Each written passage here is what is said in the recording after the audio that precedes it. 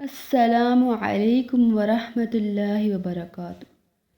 آج ہم بات کریں گے کہ کیا حیض کے دوران ہم بستری کرنا جائز ہے۔ کافی بہن بھائیوں کا یہ سوال تھا، تو آج انشاءاللہ اس کا جواب میں آپ کو قرآن و سنت کی روشنی میں دینے کی پوری کوشش کروں گی۔ اگر میڈیکلی لحاظ سے بھی دیکھا جائے تو ڈاکٹر حضرات بھی حیض کے دوران ہم بستری کرنے سے منع کرتے ہیں، اور اس بارے میں ہماری قرآن و حدیث کیا کہتے ہیں۔ قرآن و حدیث میں حیض والی عورت جب تک پاک نہ ہو جائے اس وقت تک صحبت کرنے سے منع کیا گیا ہے۔ وَيَسْأَلُونَكَ عَنِ الْمَحِيضِ قُلْ هُوَ أَذًى فَاعْتَزِلُوا النِّسَاءَ فِي الْمَحِيضِ وَلَا تَقْرَبُوهُنَّ حَتَّى يَطْهُرْنَ فَإِذَا تَطَهَّرْنَ فَأْتُوهُنَّ مِنْ حَيْثُ أَمَرَكُمُ اللَّهُ إِنَّ اللَّهَ يُحِبُّ التَّوَّابِينَ وَيُحِبُّ الْمُتَطَّهِّرِينَ۔ اور آپ سے حیض ایام ماہواری کی نسبت سوال کرتے ہیں، فرما دیں وہ نجاست ہے، سو تم حیض کے دنوں میں عورتوں سے کنارہ کش رہا کرو، اور جب تک وہ پاک نہ ہو جائے ان کے قریب نہ جایا کرو، اور جب وہ پاک ہو جائیں تو جس راستے سے اللہ نے تمہیں اجازت دی ہے ان کے پاس جایا کرو، بے شک اللہ بہت توبہ کرنے والوں سے محبت فرماتا ہے اور خوب پاکیزگی اختیار کرنے والوں سے محبت فرماتا ہے۔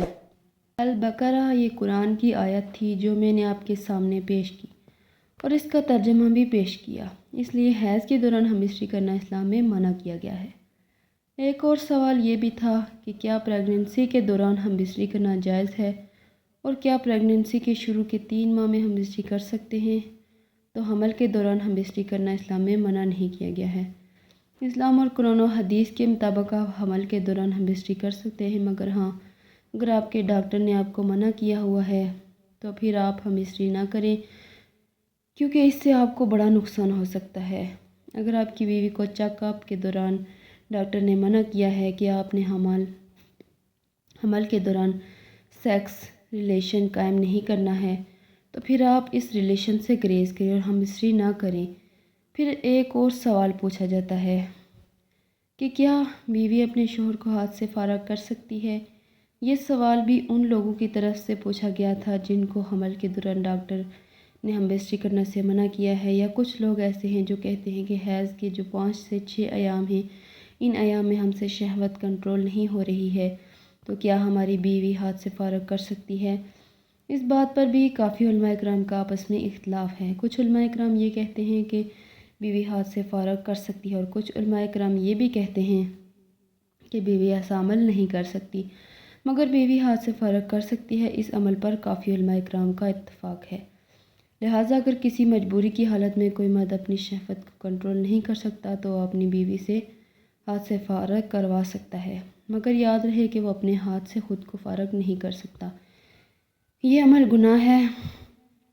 پھر ایک اور سوال لوگوں نے بہت زیادہ پوچھا ہے کہ کیا بیوی اور شوہر باتھ روم میں گٹھے غسل کر سکتے ہیں؟ کیا یہ عمل اسلام میں جائز ہے؟ تو ایک روایت میں آتا ہے کہ حضرت عائشہ رضی اللہ تعالیٰ عنہ فرمایا تھا کہ میں اور آپ صلی اللہ علیہ وآلہ وسلم ایک ہی برتن میں غسل کیا کرتے تھے، اس لیے اگر بیوی اور شوہر باتھ روم میں گٹھے غسل کریں تو اس میں کوئی ممانعت نہیں ہے، اور اسلام میں اس عمل پر کوئی گناہ نہیں ہوگا۔ بیوی اور شوہر کا ایسا تعلق ہے کہ بہت لوگ بیوی اور شوہر کی ازدواجی زندگی کے متعلقہ بہت سارے سوال پوچھے جاتے ہیں۔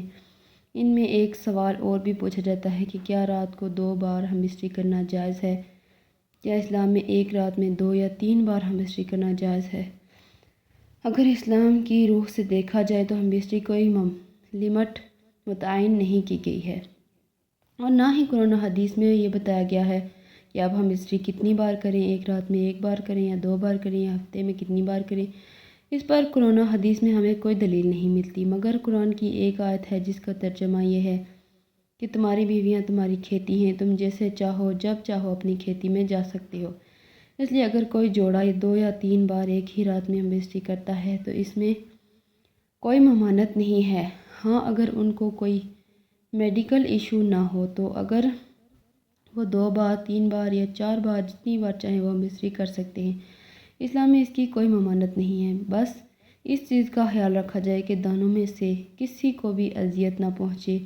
اگر خوشی و خضوع کے ساتھ اور ایک دوسرے کی رضامندی کے ساتھ یہ عمل ایک رات میں 2 بار یا 3 بار بھی کیا جائے تو اس میں کوئی ممانعت نہیں ہے۔